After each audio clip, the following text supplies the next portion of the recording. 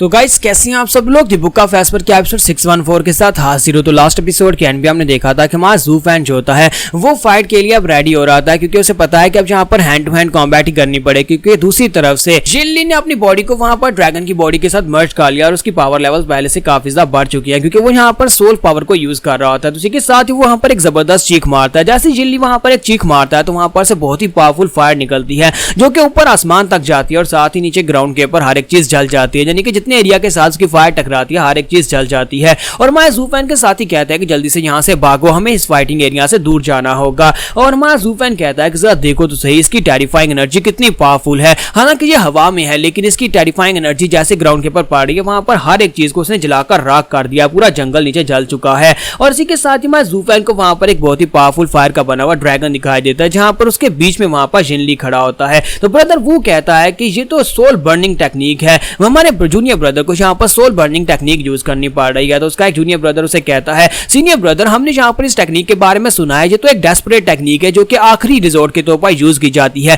क्योंकि soul burning technique एक ऐसी टेक्निक है जिसमें हमें यहाँ पर अपनी सोल को बर्न करना पड़ता है और वो एक ही अटैक कर पाएगा। अगर वो एक अटैक में कामयाब रहा तो वो फाइट को जीत जाएगा, अगर वो अटैक कामयाब नहीं हो पाया तो उसकी सोल बुरी तरह से यहाँ पर जख्मी हो सकती है, जिसकी वजह से उसकी सोल डिस्ट्रॉय हो सकती है। इसी वजह से इसको सोल बर्निंग टेक्निक कहा जाता है। आज यहाँ पर जूनियर ब्रदर इस फाइट को जीतने के लिए इस हद तक जाने को क्यों तैयार हो गया है। तो ब्रदर वो से कहता है, क्या तुम्हें याद नहीं है कि जूनियर ब्रदर किस तरह का इंसान है? क्या तुम्हें याद नहीं है जब वो पहले आउटर डिसाइपल हुआ करता था, इनर डिसाइपल बनने के लिए कंपटीशन में उसके सामने 20 लोग थे, उनको हराने के लिए उसने क्या किया था? उसने अपनी जी जान लगा दी थी। हालांकि वो पूरी तरह से क्रिपल हो चुका था लेकिन उसने फिर भी हार नहीं मानी और सभी लोगों को हरा दिया। और इस वक्त उसका ओपोनेंट ज़ू फैन है, वो जहां पर ज़ू फैन को अपनी हर्डल समझ रहा है। अगर वो जीतना चाहता है तो उसे ज़ू फैन को हराना पड़ेगा, चाहे उसके लिए उसकी जान भी क्यों ना चली जाए। ब्रदर जिनली हमेशा एक बात कहता है कि सिर्फ और सिर्फ जीत मायने रखती है, फिर चाहे यहाँ पर अपनी जान गवाकर भी आपको जीत हासिल करनी पड़े, लेकिन आपको हमेशा नंबर 1 पर ही रहना चाहिए। और मुझे लगता है कि वो ज़ू फैन के खिलाफ इसी टेक्निक को यूज करने वाला है। वो तब तक फाइट करेगा जब तक उसका डेस्टिन एनिमी यानी ज़ू फैन उसके हाथ से हार नहीं जाता। ज़ू फैन को भी आइडिया हो जाता है कि जिनली ने अपनी सारी कश्तियां जला दी हैं, वो यहाँ पर अब मरने के लिए पूरी तरह से तैयार है, या तो वो मारेगा या फिर मरेगा। तो ज़ू फैन कहता है कि उसने यहाँ पर अपनी बर्निंग सोल टेक्निक को यूज कर लिया, वो बिल्कुल पागल हो गया है। तो ज़ू फैन भी वहां पर फाइटिंग के लिए रेडी होता है, वो अपने ब्लैक ड्रैगन को निकालता है, साथ ही क्यावर वहां पर उसके साथ होता है। तो ज़ू फैन क्यावर से कहता है, क्यावर चाहे कुछ भी हो जाए तुम मेरे पीछे ही रहना, चाहे कुछ भी हो जाए तुम यहाँ पर बीच में नहीं आओगे, क्योंकि उसकी पावर लेवल इस वक्त इतनी हो चुकी है कि वो एक अटैक के साथ तुम्हारी जान भी ले सकता है।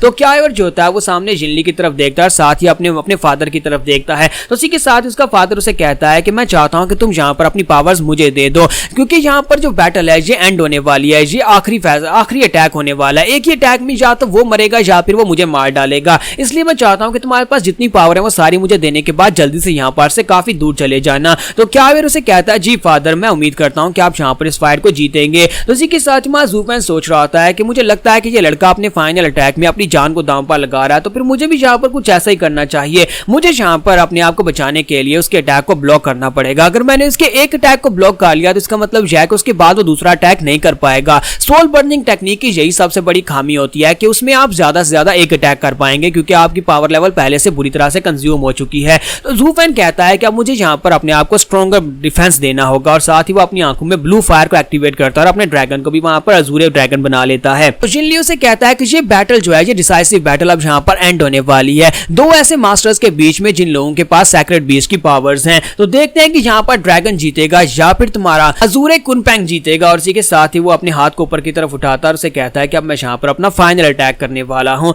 और जिनली वहां पर अपना फाइनल अटैक करता है तो उसका ड्रैगन जो होता है अपने मुंह के अंदर से जबरदस्त फायर जो अटैक करता है, उसकी फायर बहुत ही पावरफुल होती है और वो सामने की तरफ थ्रो करता है। जबकि यहीं पर हमारे डैन शैंकी को दिखाता है कि डैन शैंकी कहता है कि ये अटैक बहुत ज्यादा पावरफुल लग रहा है, क्या मैं यहाँ पर बीच में इंटरवीन करूंगा और इस लड़के को बचा लूं, क्योंकि ये लड़का काफी ज्यादा खास है। लेकिन अगर मैं यहाँ पर बीच में आया और उन दोनों मास्टर्स ने मुझे देख लिया तो फिर यहाँ पर मेरा प्लान फेल हो जाएगा। तो वहां पर वो कुछ भी नहीं करता और इसी के साथ ही हमारा ज़ू फैन जो होता है अपने अजूरे ड्रैगन के साथ उसको ब्लॉक करने की कोशिश करता है। और साथ ही वो क्यावर से कहता है, क्यावर तुम भी यहाँ पर अपना अटैक करना होगा, अपनी पावर मुझे देनी होगी। तो क्यावर वहां पर अपनी थंडर पावर को रिलीज करता है, तो वो जो होते हैं वो अपनी पावर्स को रिलीज करते हैं। और साथ ही हमारा ज़ू फैन भी वहां पर अपने मुंह के अंदर से एक एनर्जी बॉल क्रिएट करता है और वो तीनों जो होते हैं यानी सेम टाइम के ऊपर हमारा ज़ू फैन वहां पर 3 अटैक कर रहा है। एक वहां पर अजूरे ड्रैगन के मुंह से वहां पर अजूरे फ्लेम निकल रही होती है और दूसरा क्यावर वहां पर अपनी एनर्जी को यूज कर रहा होता है। हमारा ज़ू फैन जो होता है अपनी ब्लैक एनर्जी को यूज कर रहा होता है। वो तीनों एनर्जी को मिक्स करने के बाद जब उसकी फायर के साथ टकराता है तो फायर के साथ टकराते ही वो एनर्जीज वहीं पर से डिमिनिश हो जाती हैं, क्योंकि हमारे जिलियन की फायर बहुत ज्यादा पावरफुल होती है।